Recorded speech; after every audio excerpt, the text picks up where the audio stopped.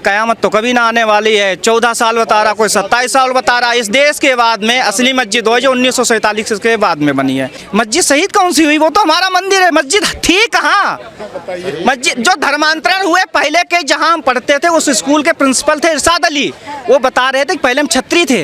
देखो, जिस देश की संस्कृति नष्ट हो जाती है वो देश खत्म हो जाता है, सबसे बड़ी बात है। कुछ लोग ट्वीट कर रहे हैं कि भारत 130 करोड़ की जनसंख्या वाला है, वो मंदिर मस्जिद में पड़ा है। अरे पूरी दुनिया तो धर्म में पड़ी है। ईसाइयत क्यों धर्मांतरण चल रहे? पूरी अमेरिका फंडिंग कर रही है। कितने क्रिश्चियन देश पादरियों को पैसा भेज रहे धर्मांतरण करो? क्यों कर रहे हैं? और क्यों 57 कंट्री कर रहे हैं धर्मांतरण करो, लफ्जियात चलाओ? तो फिर भारत क्यों नहीं करेगा? एक मैडम है वहाँ पर जो कहती थी कि धारा 370 हटा के दिखा दो, खून की नदियां बहा देंगे। महबूबा मुफ्ती क्या और गुलाम नबी आजाद कहते थे अरे मोदी जी बच्चा बच्चा सड़क पे होगा। मैडम मच्छर तक भी नहीं दिखा 370 हटने के बाद। सर, ये ज्ञानवापी के अंदर से कहा जा रहा है कि महादेव निकले हैं, जिधर की नंदी का मुंह था और वहाँ से महादेव प्रकट हुए। तो क्या लगता है अब कि ये कोर्ट का जो फैसला आएगा उसके अकॉर्डिंग ये होगा कि यहाँ पे मंदिर थी पहले जिसे तोड़ के मस्जिद? महादेव निकले कहाँ? महादेव तो पहले से थे, अभी कहाँ निकले? उन्हें दबाया गया ना। महादेव पहले से थे। कृष्ण भगवान ने जब 5 पांडव थे, कौरवों से क्या कहा था? बोले अरे मैं 5 गांव ही दे दो, नहीं दिए। बोले अरे मैं सुई की नोक पर जगह दे दो, बोले मैं तुम्हें सुई की नोक पर भी ना दूंगा। हिंदुओं ने क्या किया? जब बाबर आया था 3.5 लाख मंदिर की बलि चढ़ाई थी। भैया हमारा रामी मंदिर दे दो, बाबरी हटा लो, नहीं तैयार हुए। बोला काशी वाला हटा लो, नहीं तैयार हुए। शाहजहां का क्या है? क्यों बंद किए? अगर तुम सही हो तो दिल खोल के बोलो, आओ चेक करो। अरे जज उठा के थोड़ा भाग जाएगा ना, हम भाग जाएंगे, जो बिल्डिंग है वो वहीं रहेगी। तो ईमानदारी से जो चीज़, अगर किसी का डाउट है उसका डाउट जब भी दूर होगा, उसका क्लियर होगा, उसको चेक करा दो आराम से। उसमें ना जज हमारे हैं ना तुम्हारे हैं। अगर जाग गए तो अच्छी बात है, सो हुए तो कोई बात नहीं है। अच्छा, ओवैसी कह रहे हैं कि कयामत तक मस्जिद सलामत रहेगी। कयामत तो कभी ना आने वाली है। 14 साल बता रहा, कोई 27 साल बता रहा। इस देश के बाद में असली मस्जिद हो जो 1947 के बाद में बनी है। माँ की बिल्डिंग सब तोड़ के बनाई गई, क्योंकि जो विदेशी आक्रांता आया था उसने बिल्डिंगों को ध्वस्त किया, सिर्फ अपना नाम चलाया।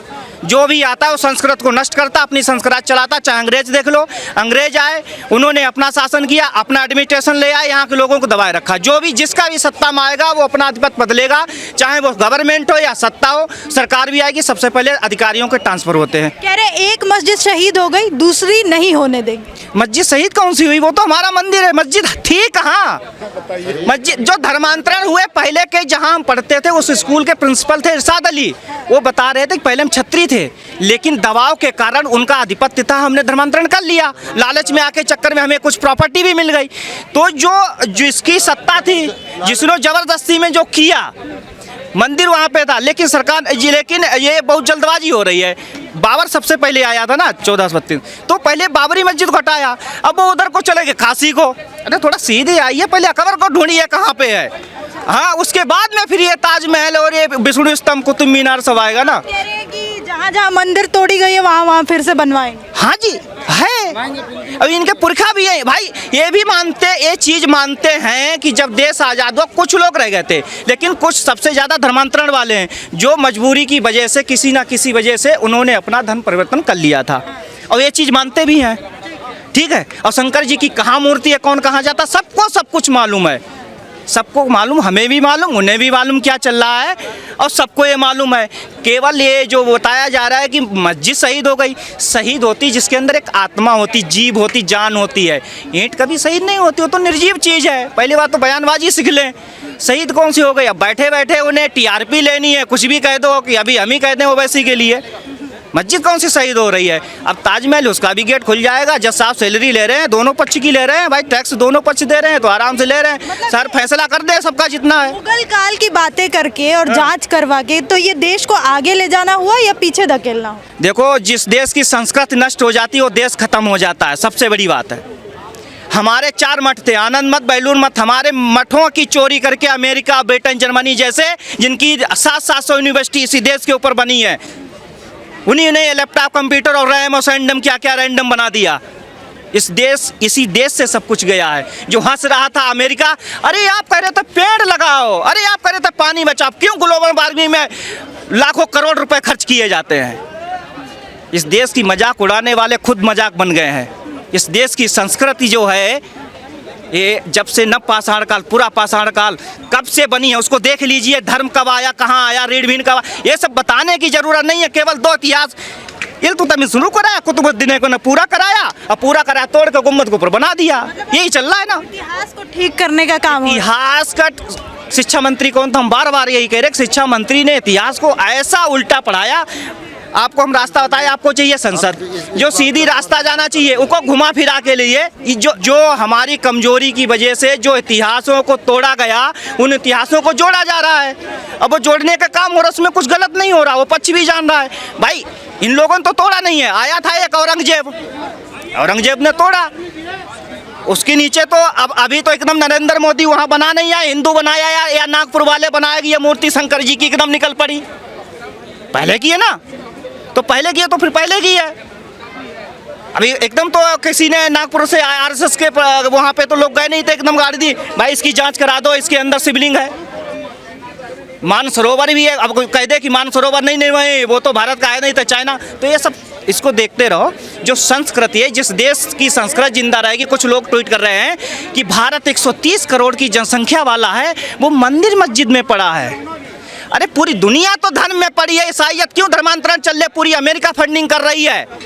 कितने क्रिश्चियन देश पादरियों को पैसा भेज रहे, धर्मांतरण करो, क्यों कर रहे हैं? और क्यों 57 कंट्री कर रहे हैं धर्मांतरण करो, लव जिहाद चलाओ? तो फिर भारत क्यों नहीं करेगा? क्यों नहीं करेगा? और इसी किसी को बताने की जरूरत नहीं है। हम अपने धर्म की रक्षा के लिए सब कुछ कर रहे हैं। तो फिर यही बात है ना, चाहे कि वो ज्ञान वापी हो या बाबरी हो या वो जामा मस्जिद हो या ताजमहल हो या कुतुब मीनार हो, सबका जांच हो, जिसकी जो है उसको दे दी जाए। जय जय श्री राम। वैसी साहब बोलते तो थोड़ा खुश हो जाएंगे कैमरे के आगे, क्योंकि साहब बोलने वाले कम है उनको लोग। वो कह रहे कयामत तक मस्जिद रहेगी। मैडम देखिए, ये बातें बेकार की है। जो चीजें मोदी जी को बोली है वही उल्टा हुआ है उसका। एक मैडम है वहां पर जो कहती थी कि धारा 370 हटा के दिखा दो, खून की नदियां बहा देंगे, महबूबा मुफ्ती क्या, और गुलाम नबी आजाद कहते थे अरे मोदी जी बच्चा सड़क पे होगा। मैडम मच्छर तक भी नहीं दिखा 370 हटने के बाद। अब अमित शाह संभाल रखी कमान। अब आर्मी और शासन जो है ना, वो सबका साथ और सबका विकास और सबका विश्वास है। इसमें कोई हिंदू मुस्लिम सिख ईसाई को योजनाओं का लाभ नहीं, सबको मिल रहा है। रहा सवाल महंगाई का, पहले ये डिसाइड कर लो 160 और 180 रुपये तेल है। अगर आपने सफोला ही पीना है, अगर आपने गोल्ड ही पीना है तो 300 बता दो। 250 270 रुपये का भी 10 किलो आटा है। आप 400 बता के गुमराह मत करो। 150 रुपये किलो नींबू है, अब खूब पियो ना नींबू। अब 350 रुपये किलो कर दिए मोदी जी नींबू। मोदी जी कह रहे किसान भाइयों नींबू के रेट गिरा दो। क्या मोदी जी ने कहा? अरे गर्मी पड़ी थी, नींबू की खपत बढ़ गई, एकदम से रेट में उछाल मारा, आज जाके खूब नींबू पानी पियो। अरे आप विकास देखो देश का, कि आज देश कहां से कहां पहुंच गया है। अमेरिका कह रहा है कि रसिया से जो दोस्ती करेगा उसका जवाब उसको यूएन में देना पड़ेगा।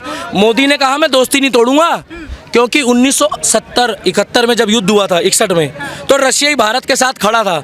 आज यूक्रेन और रशिया युद्ध चल रहा है। आप और देशों में जाकर देखिए, और कुछ बुद्धिजीवी लोग पता क्या कह रहे हैं, उनको डूब के मर जाना चाहिए देशद्रोहियों को, हिंदुस्तानियों को, उन हिंदुस्तानियों को जो कहते हैं भारत श्रीलंका की तरह बनेगा। भारत कभी जिंदगी में श्रीलंका की तरह नहीं बन सकता। भारत के बच्चे में इतनी ताकत है कि यहाँ पर गरीब का बच्चा भी कमाकर खाना चाहता है, फ्री में कुछ नहीं लेता, और राष्ट्र हित की, देश हित की भावना है उसके अंदर। ये जो बरगलाने की राजनीति है, ये पप्पू जी करते हैं, राहुल गांधी। भोलेनाथ ने शिवलिंग के रूप में हमें दर्शन दिए हैं, तो वो तो शुरू से देखा गया है कि भैया देखो ज्ञानवापी मंदिर के साथ जो भोलेनाथ का मंदिर है वहाँ वाराणसी में, उसके साथ सटी हुई थी। तो वो तो पहले से था, लगता था कि भाई ये मंदिर की ज़मीन को हत्या के ही मस्जिद बनाई गई, और आज तो साक्षात प्रमाण मिल गए। तो ये देखिए ना, और ये तो मुझ जैसे हर हिंदू के लिए गौरव की बात है कि आज बुद्ध पूर्णिमा के दिन भोलेनाथ ने हमें दर्शन दिए, और अब ये शिव तांडव होगा। यहाँ तो मंदिर में तो मस्जिद में तो शिवलिंग के दर्शन हुए ही, मैं तो ये देख रहा हूँ कि कहीं शिवलिंग काबा में प्रकट ना हो जाए। शिव का तांडव पूरी दुनिया में अब चलेगा। सबसे पुरानी संस्कृति, सबसे पुराना धर्म सनातन धर्म था और सबसे नया धर्म भी यही होगा। कब से आप कुछ कहना चाह रहे थे सर ओवैसी पे? देखो जी, नहीं ओवैसी पे नहीं कहना चाहता, मैं सिर्फ कांग्रेस पार्टी पे ये कहना चाहता हूँ 70 साल इन्होंने हिंदुस्तान पे राज किया, लेकिन इन्होंने इतिहास सिर्फ 500 साल तक का पढ़ाया है, जबकि हमारे 5000 वर्ष पुरानी हमारी सभ्यता है, ठीक है ना। 5000 को नहीं, इन्होंने सिर्फ 500 साल का इतिहास पढ़ा है, मुग़ल ये अरबी बस, और इन्होंने कुछ नहीं किया। सबसे देखो जी, आज कांग्रेस पार्टी कहीं नहीं है, जिसने 70 साल देश में राज करा हो, आज वो 7 मिनट भी कहीं नहीं है दुनिया में, है ना। उसके लिए क्यों, उसकी एक वजह है, क्योंकि उन्होंने भी सिर्फ अपने लिए वो सोचा, जो काम होने चाहिए थे वो नहीं कर पाए वो। तो ज्ञानवापी के अंदर शिवलिंग मिलने से क्या जो ज्ञानवापी मंदिर या मस्जिद के आगे प्रश्न चिन्ह लगा था वो खत्म हो चुका है? आपको क्या लगता है कमेंट सेक्शन में कमेंट करके बताइए और देखते रहिए पब्लिक व्यूज़ इंडिया।